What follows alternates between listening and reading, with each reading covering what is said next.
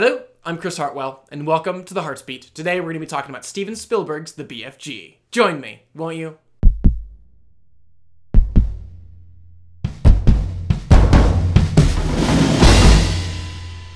So, in the BFG, we meet Sophie, a young orphan child whose lonely existence is kind of turned upside down when she discovers a rather amazing truth. Giants are real. No sooner has she discovered this, though, than one kidnaps her and whisks her off to giant country. Fortunately, this giant is not only big, but also rather friendly, and is actually responsible for the dreams that we human beings experience every single night. Of course, there are other giants who would just prefer to treat us as beings and consume us, forcing this unlikely pair to work together to save us all. Now, it really does go without saying, but if there's any one filmmaker whose films I will always be excited to see, it is Steven Spielberg. He's just time and again put on screen worlds, characters, themes, and images that have captured my imagination, made me think, made me laugh, made me cry, and transported me to a completely different time and place. And it was for those reasons that I walked into the BFG just so very excited. This seemed like the perfect story for Mr. Spielberg, and really the perfect material for he and Melissa Mathison to collaborate on, considering that the last time they did so, they created a film about a lonely boy meeting a lost alien, and the pair of them forming the most unlikely of relationships. And obviously in broad strokes, the BFG felt very similar to that in its story, and also in the imagery. Just watching the trailer, I felt like perhaps it could take some of my favorite visual elements from other Spielberg films like Hook and Tintin, both of which I enjoyed without calling them masterpieces, and pair them with a story that felt as engaging, captivating, charming, and wondrous as the best Spielberg films. And to be clear, there were moments where this film was absolutely all of those things. The opening of this film, for example, as we watched the BFG demonstrate how he could navigate his way through the darkened streets of London without being seen, I genuinely found myself enraptured and delighted. Spielberg doing with that sequence something else that few other filmmakers would even dream of, much less accomplish, that being allowing to exist these two seemingly contradictory trains of thought in the viewer's mind, the first of which having to do with everything that's happening on screen. So in this instance, my mind was just buzzing with, oh my goodness, how would I respond were I to see a giant walking through my town? Or even better, how would I sneak through my town were I a giant? But the second simultaneously occurring train of thought had everything to do with what was happening behind the camera and how this movie was kind of reflecting its creator. So in that sequence, I saw Steven Spielberg having this very clear image in my mind of that man sitting behind his monitor with much enthusiasm and childlike glee explaining to his collaborators what the next shot would be. And it was that kind of life and energy and exuberance that I also saw on display in the production design, specifically in the BFG's house, just stuffed full of miniature pirate ships, massive cooking utensils, and enough slimy, gross vegetables and wispy fun dreams to delight most any child. And was certainly quite fun for this specific child to see, and was also great just how Spielberg used the look of that location and the way that he shot it with kind of this loose, handheld style to stand in very impactful contrast to the character's visit to Buckingham Palace later in the story.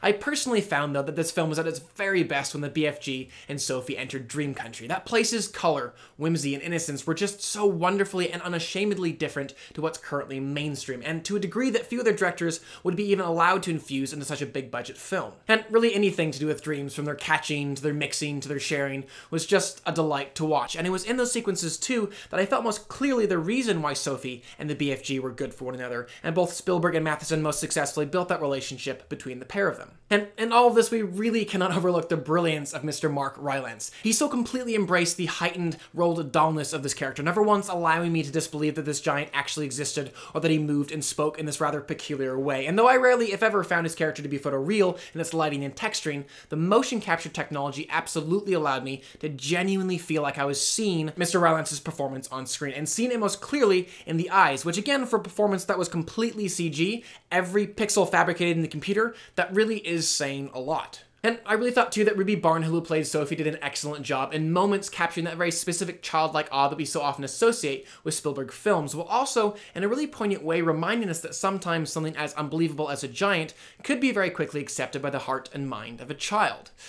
With that said, though, to be quite frank, this film also let me down in a number of areas. The first and foremost of which is it never wholly got me to buy into, or believe in, or feel something towards the element of this film that was most important, that being the relationship between Sophie and the BFG. And like I mentioned earlier, there were glimpses at this, but for most of this film, I felt like I was just waiting for that really key element to begin, watching as the story rushed to get to the next scene, making me feel like that would be the one where I began to believe in the relationship and feel something towards the characters, only to have that scene be rushed through as well. Which, in that regard, felt a lot like another of Spielberg's recent films, that being The Adventures of Tintin. On that film, so often the screenwriters would just have the title character accidentally fall into something and remain there because he said he found it interesting, versus showing why he was willing to risk his life to remain on this adventure. And I really wouldn't do this to any other film, considering how unfair it would be to compare any other film to the masterpiece that is E.T., but considering that the BFG does have the same director and screenwriter,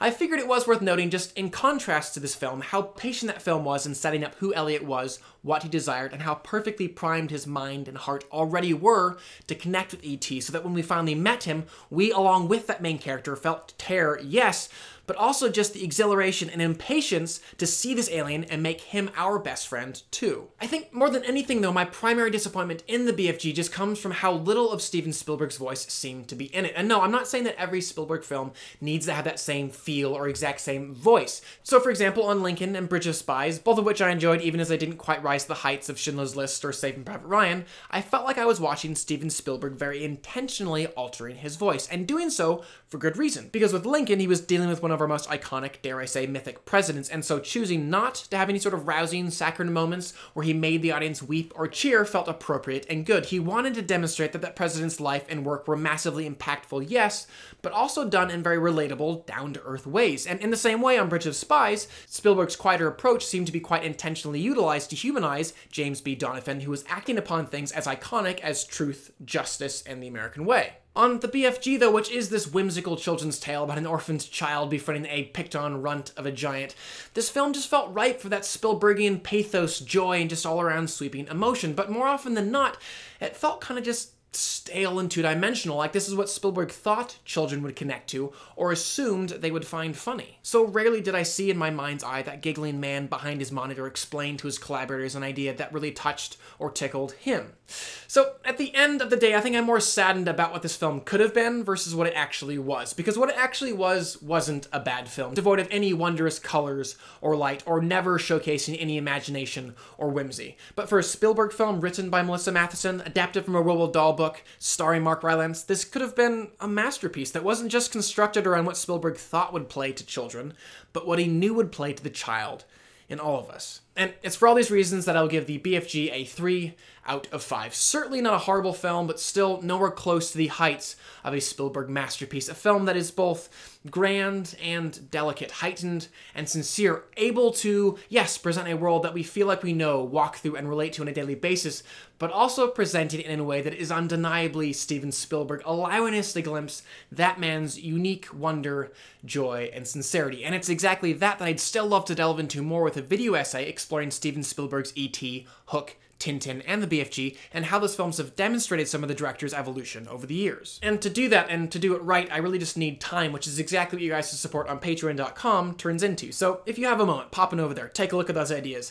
I genuinely want to spend my time on stuff that we're all passionate about. So please weigh in, comment below, let me know if this specific Spielberg idea is exciting to you, and let's do this together. Finally, please do subscribe. I'm going to continue to review films and television on this channel, and I would love for you to stay up to date on all of those things.